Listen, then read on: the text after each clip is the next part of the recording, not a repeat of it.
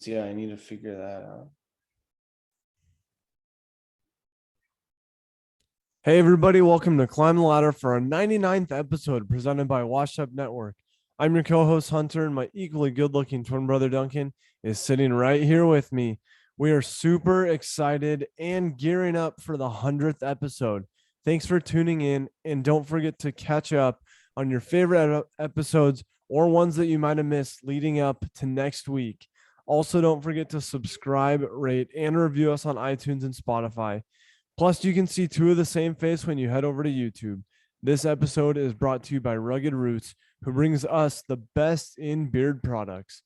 Use code LADDER20 at ruggedroots.com for 20% off your purchase.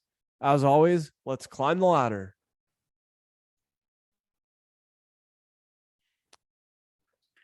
Let's go. We made it to episode 99. I just can't believe that we're one away from the big episode.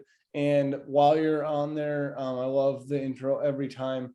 Hunter mentioned rate and review. Definitely go give us some love. Right before episode 100. And now on Spotify, you can also give a 5-star rating. So nowhere to leave comments yet, but make sure you hop on when you're listening to us on Spotify and throw us some 5 stars. But Hunter, we've got some exciting stuff. We'll talk a little baseball. We'll talk a little Seahawks as the schedule is released, and then wrap up with a little Costa Rica highlights and bloopers, which is why we were on our bye week last week. Yeah, man. Wow. Episode 99. This is crazy that we're here. Talk about a fastball. Like, if a pitcher's throwing 99, you're in pretty good shape up there on the hill. So pretty cool that we're here. And yeah, we're really looking forward to episode 100, but we could not get there without giving you guys episode 99. And so we're really excited about it. Lots of baseball happening, a lot of good stuff in baseball. Yeah, like Duncan said, little bye week action. Um, what are we, 30 games into the season? And yeah, enjoyed Costa Rica that we'll dive into, just like we did snorkeling. But Dunk, exciting stuff in baseball because Albert Pujols took the mound in a St. Louis Cardinals game. I cannot believe that we've seen it all. I mean, he's literally one of two people to ever hit 600 home runs and pitch. And could you tell me who the other was? Oh man. Um, I don't have the stat. Who is it? Babe Ruth. So Albert is in Wow. good company. Yeah, Albert got up there, and I even saw that Evan Longoria requested to have the ball back for getting the first ever hit off of Pujols. So that's just one of those things. It's baseball's just fun, and sometimes just feels like you're playing in the sandlot. It does for sure. Yeah, and that's the cool thing about baseball. Albert Pujols has been in the league for 20 years.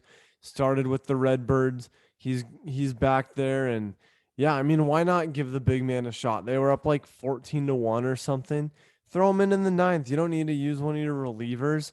And so yeah, that was just really cool to see. I did see the Evan Longoria bit. He was standing on first, just cracking a smile, and asked if Albert would throw the ball over to the dugout so he could keep that, which, I mean, you just got to love that part about baseball.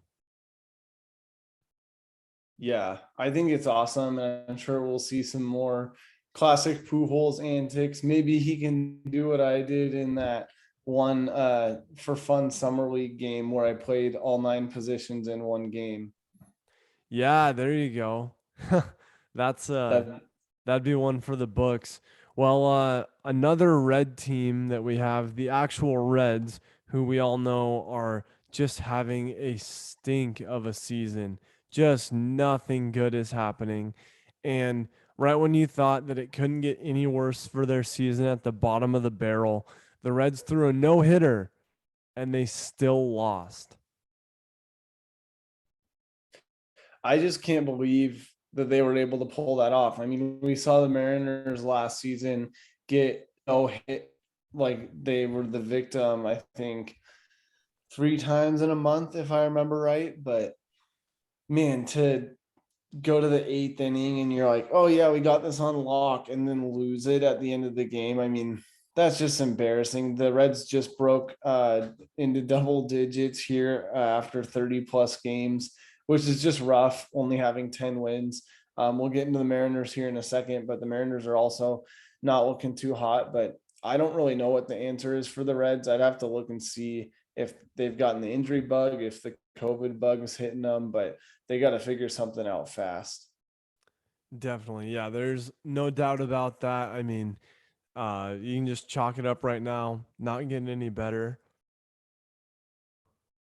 But yeah, getting into our very own Mariners. I know we've talked about standings a little bit throughout the last couple weeks, but all of a sudden the Mariners are on a slide and it's not even summer. So, how do we feel and what are we looking forward to in June? Yeah, we're in a pretty rough slump, which just sucks because we were out hot. I mean, anybody that's not a Mariners fan will always give us a hard time because we come out of the gate swinging. The first 20 games are always electric. And then here we are, here in the 30 and 40 game range, where it just starts to slide enough. But I mean, we'll talk about it more as the season goes on. But we've got a young team. I think that we had a lot of anticipation, a lot of hope coming off of a successful end to last season with just barely missing the playoffs. But I think we got to piece some things together. I think we're still working out some kinks, still working on some good team chemistry, and more to come on that. But really, I think it'll be a marathon to the All-Star break, and we're just going to have to grind and work hard and be in the trenches. And hopefully, coming out of the All-Star break, we'll be strong, we'll be rested, we'll be healthy, and we can see what this team can actually do, because I really do think we'll be a second half team. Yeah, it's hard, I think that we have the guys for it really. And uh, yeah, I don't know. It's like, man, if we could get Kyle Lewis, if we could get Kelnick going, I mean, Evan White, um, I mean, Haniger, he hasn't been healthy and then he missed the COVID time and then his first at bat, he hurt his arm. So, can't catch a break, but we have the guys. We just need them. We just need them to go for it. Yeah, there's some hitting cloud that's a little bit too gray over Seattle right now. I don't know if it's all the rain you guys are having or what. But we just need something to pick up a little bit with the bats. We got to get, like JR said in episode 50, throw it back. 50 episodes, but he's like, you got to get the bats going, boys. And it's right. I mean, they just gotta piece it together. And I think you're right. We have the right people in the right places. We might see some transactions maybe before the trade deadline, or some more shuffles from Tacoma to Seattle and back. But we've got J Rod. Julio Rodriguez is really looking good. He's a hope and a star that we'll keep our eye on. But I think we've got the guys. We just gotta piece it together. And I think something that's encouraging is our next two series. If we take a look at that, we've got the Red Sox starting tomorrow with a 4-game series, and then we've got a 3-game series against the AL West, the bottom of the AL West Athletics, before we take on a pretty good Astros team that's had some resurgence. So hopefully a little bit of cushion in there to fight our way back to the top. Yeah, no doubt. I mean, we need something, and we're in such a good, strong, competitive AL West, but we have our work cut out. We thought the Astros were going down. They're still holding on to the top. The Angels finally have a healthy Mike Trout. Otani's going off. Like, they have the dudes that you have to watch out for. And so, I mean, it's now or never, especially against division opponents. We have to win those games. Um, so yeah, hopefully we can turn it around. I think we need some home games. I think that's the secret sauce because we've been on the road quite a bit. So let's get the boys back home under the lights at Safeco. Um, cap off, tarps off, no roof. Like let's get some Seattle Mariners baseball going. Yeah, let's get the sun shining. Let's get some nice summer in Seattle and see what it does. It looks like, also just looking ahead as we jump into the end of May and beginning of June, we've got 4 series that are sandwiched by 2 Astros series on either side. But with that, I already said Red Sox and A's, but we've also got the Astros coming up, or not the Astros. We've also got the Orioles coming up, and the Rangers, who will hopefully give us a little bit more cushion. Yeah, for sure. I think it'd be really good. We're right in there neck and neck with the Rangers, so we need to get some separation there, and just really capitalize on every opportunity that we have. For sure. Well, you'll get more baseball content. Trust us, plenty more in episode 100. But let's jump outside the diamond into our first segment of the day. Segment's always brought to you by the Great PNW. They are our favorite apparel line, now yours.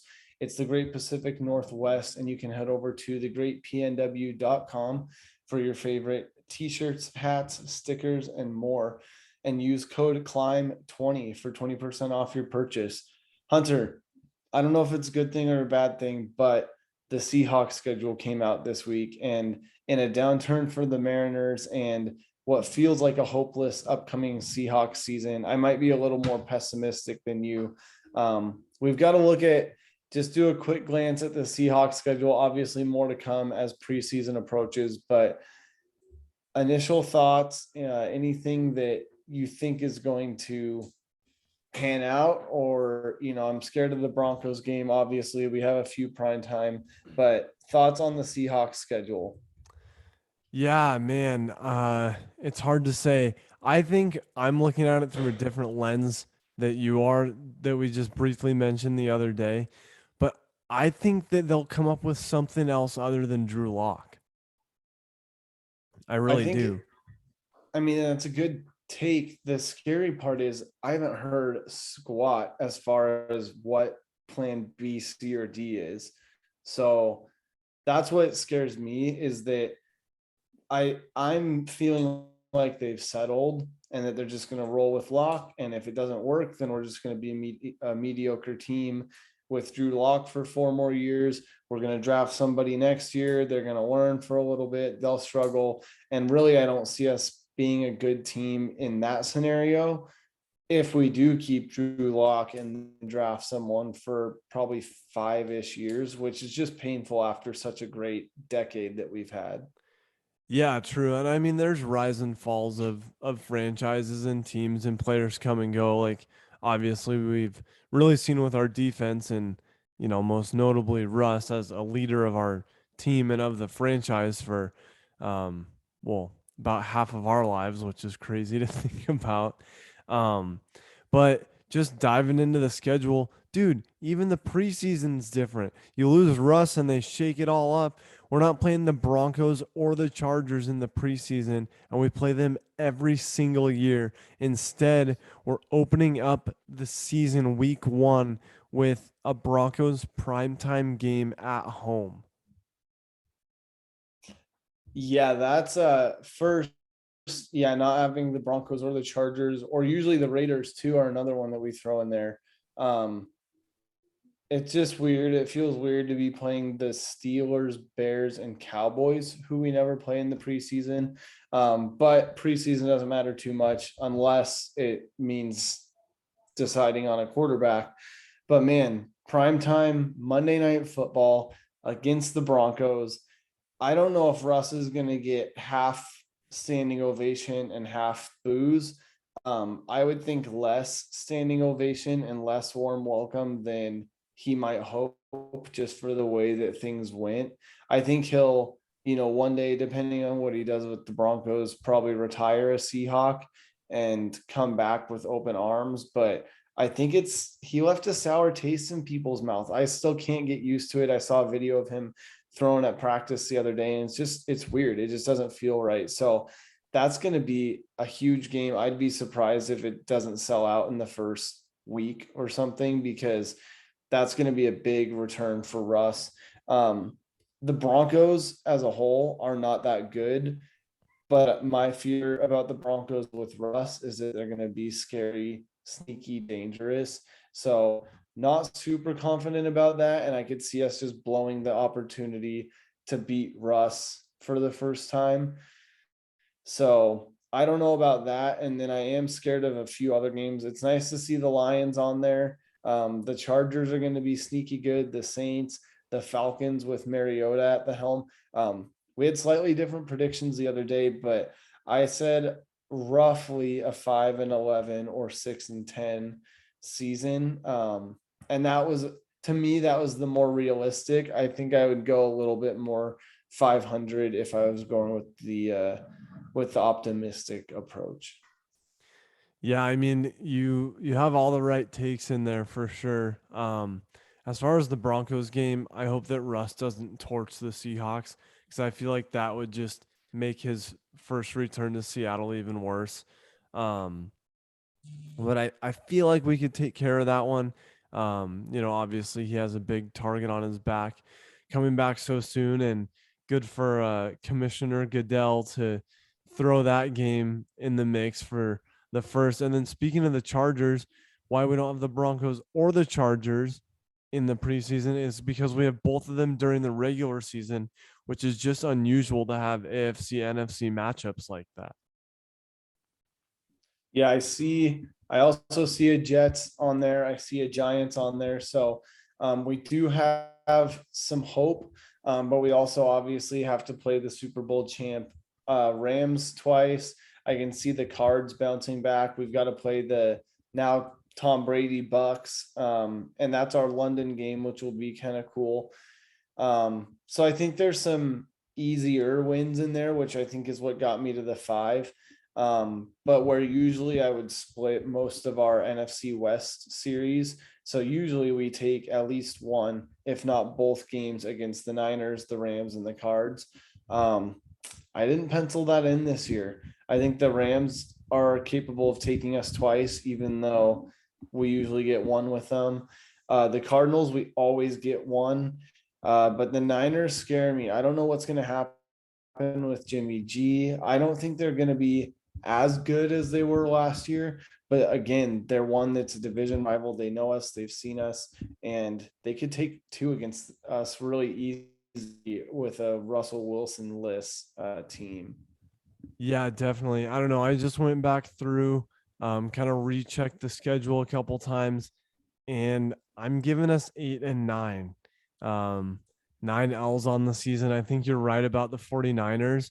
I don't think we'll have very good luck against them at all. You're right about the Cardinals. Obviously, one at home, one away. Hopefully, we can get one at home. We had an awful home record last season, which was just terrible. Yeah. But I think we're gonna have to take what we can get with the Giants game. I think since the Raiders is a home game, it's a Thanksgiving game. We could see some success with that. The warm weather Raiders coming up to the cold end of November, so that might work. Panthers, I think we got them at home in December for us. But man, talk about a tough end of the season. 49ers, Chiefs, LL, and then we get one against the Jets at home, and then we end with the Rams at home. And unfortunately, especially with Matt Stafford staying in LA, I don't think that final home game for us is going to be a contingency playoff game like it was against the Niners a couple years ago. Yeah, I think you're right about that. Lose 3 of the last 4, and we better not spoil it against Zach Wilson and the Jets. So hopefully we can take those couple New York games. Hopefully we can grab one on the Panthers. But yeah, it's gonna be a rocky season, and I like the 8-9. To me, that's best case scenario. I don't see us being over 500, and so 8-9 now seems like it's a higher possibility. But yeah, I mean, good review. I think we've got some good opinions, and if we decide to go elsewhere with Drew Lock, then we can revisit this conversation and see what happens. Yeah. Let me give you a bold prediction because everybody knows we love those on this show. We have a late bye week this year. after week 10. So it's on November 20th is our bye week. I am saying at the bye week or after the bye week. I don't think our record's going to be very good, but at or after the bye week, like coming out of the bye week in our week 11, or it would be week 12. I think that we will have a different quarterback option than we started the season with. Mm. I didn't know where that take was going to go, but I do like that. I could see us sticking it out with Drew Lock, seeing what happens, and then injury, uh, lack of performance, something. Yeah, maybe we give it a go. Maybe the season's at a loss. We're not going to win the NFC West. We're not going to make the playoffs. So, hey, let's throw in a young guy or like a Heineke that nobody's ever heard of before. So, yeah, keep your eyes peeled on that. I like that take. Yeah, we'll see what happens. But Dunk, you got a word from our partner? From the great P&W. As always. Yeah. Yeah. As always, just a reminder, because we led into some segments with it, but head over to thegreatpnw.com for all of your favorite Northwest apparel. But Hunter, another Northwest that we were in was Northwest Costa Rica last week, which was the reason for our bye week, and figured we could just do a quick highlights and bloopers to wrap up the show of just our experience and family trip in Costa Rica. Yeah, I would kick it off and just say the whole thing was a highlight. The time on the beach, the snorkeling, the massage, the ATVs, time by the pool, time in the sun. Like, talk about a dose of vitamin D. That is what we're looking for. Um, it was incredible. I loved every single moment of it. Um, hard to even find anything bad. But what's your highlight before we both go bloopers? Yeah, I mean, you rattled off, the fun excursions. We got out there on the jet skis, which I thought was a blast. Like, you think, oh, 30 minutes, not very long, but it was just like a fast, fun 30 minutes. We were all zipping around in the little ocean cove. But yeah, the ATVs, the snorkeling. Bum we didn't catch anything on the fishing boat, but it was nice to just cruise around the ocean. The sun felt so good. So yeah, definitely a great way to start the summer. And before we get into bloopers, I would say worst part, leaving, having to get on the plane and head back. Yeah, no doubt about that. Yeah, not an easy place to leave. It's besides all the sun and everything, which makes any place gorgeous, like a trip to Mexico or Hawaii, you get the sun, you get the heat, you get the time on the beach, but it is just an absolutely beautiful country. The lush green Yeah, beaches, the mountains. definitely sets itself apart. Like, Mexico was awesome last year, and I would go back in a heartbeat. But the foresty type was just a different vibe. It was just different. It was a different type of beach. The water was different. So I'd say if you have the opportunity to go to any of those places, Hawaii, Mexico, Costa Rica, anything, down in the Bahamas, take the chance, go get some sun, go experience different places and compare them for yourself and see what you like and don't like, and go keep trying new places. Yeah, no doubt. Um, and just some of the most friendly people too. I think that's what makes it so enticing and appealing to go back to is it's some of the most friendly, kind-hearted people in the whole world. They are very selfless. And they just want to serve you and they're just so happy to do it. They know that they have, I mean, the best job around, really. And you can tell by the way that they do it, by the smiles on their face, and especially the bartenders. Like, I mean, they know how to work it for sure. Yeah, that's a good time. Well, my blooper happened actually after the rest of the family already left, but on the last day, we're eating breakfast from room service out on our patio, And what do you know? We haven't seen monkeys all week except on the ATV tour. And there's a monkey in our tree right outside of our patio. And the blooper came when we heard the people above us on their balcony say, "Oh no, there's a monkey in our room." And they start yelling because a monkey had gone into their room, which they warn you about. You got to latch the sliding glass door. And the monkey was sitting on their table eating their food, and I just was cracking up. I thought, what a thing to happen in Costa Rica, such a blooper for those people. But so funny to hear and just to witness, because the monkeys were funny, and it was just cool to see them. Yeah, for sure. Man, that's crazy to have it in people's rooms. How early was that?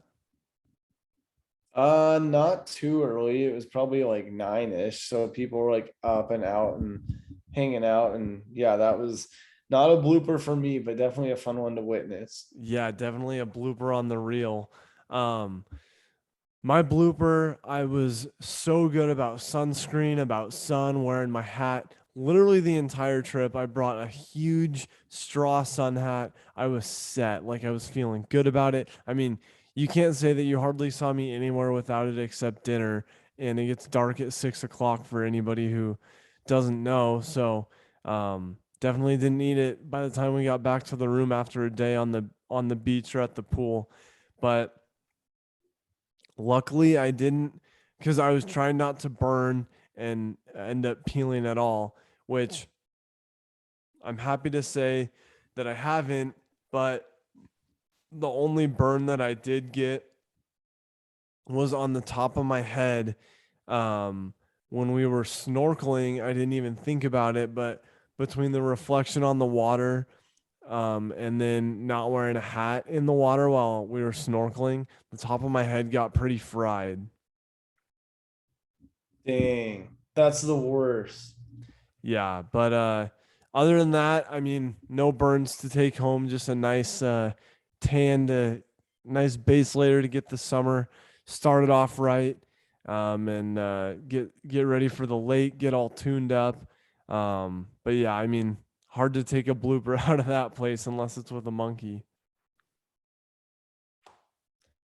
Yeah, it was definitely a great experience, and we highly recommend it. And hopefully, for all of our listeners, the climbers out there, a great reason and cause for the bye week last week. But like Hunter said at the beginning, we are ramping up to episode 100, and we couldn't do episode 100 without doing 99. So we decided to bye week it, make sure we gave you a solid 99 to go into. But Hunter, tell the climbers what they've got in store next week for episode 100.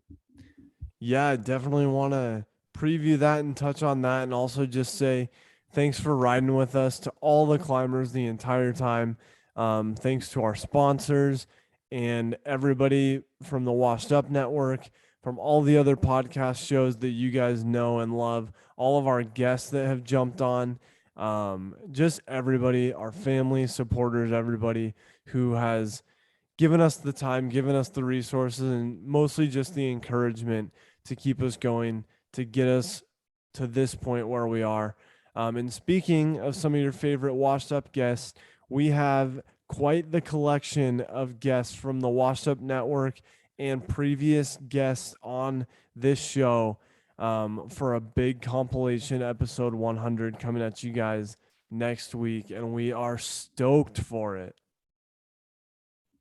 Yeah, I can't wait. We are in progress of recording some great interviews, and you guys know how much we love interviews, and we know that you guys do as well. But to echo Hunter's gratitude, actually got an email earlier today on my way home from work that we just crossed 3,500 downloads, which just feels good right before episode 100 comes out. And to some people, that might be a lot, and to some, that might be hardly anything.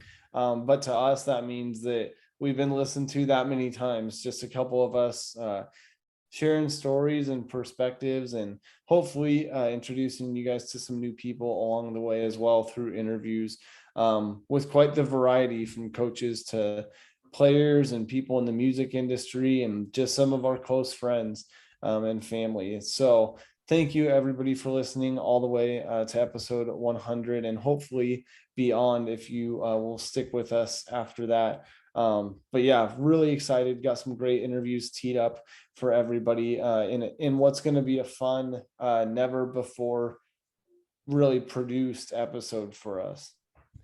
Yeah, definitely a long time coming. We are really, really excited about it and just can't thank you guys enough for sticking with us. Hope you're enjoying the content every week. Those ratings, those comments, those reviews, the interactions on socials, watching our reels and sharing with friends on Instagram. I mean, it all goes such a long way, and we just really appreciate each and every one of our listeners, our climbers, our loyal fans, and yeah, we love you guys. Yeah, and hopefully my internet will be better next week for episode 100. And if you hear any lags or pops and crackles, that's why in the last couple of weeks. So thanks everybody for tuning in to another awesome episode, and we cannot wait for episode 100. We're excited for it, and to send off episode 99 into 100. Dunk, as always, let's Climb the climb the ladder. ladder.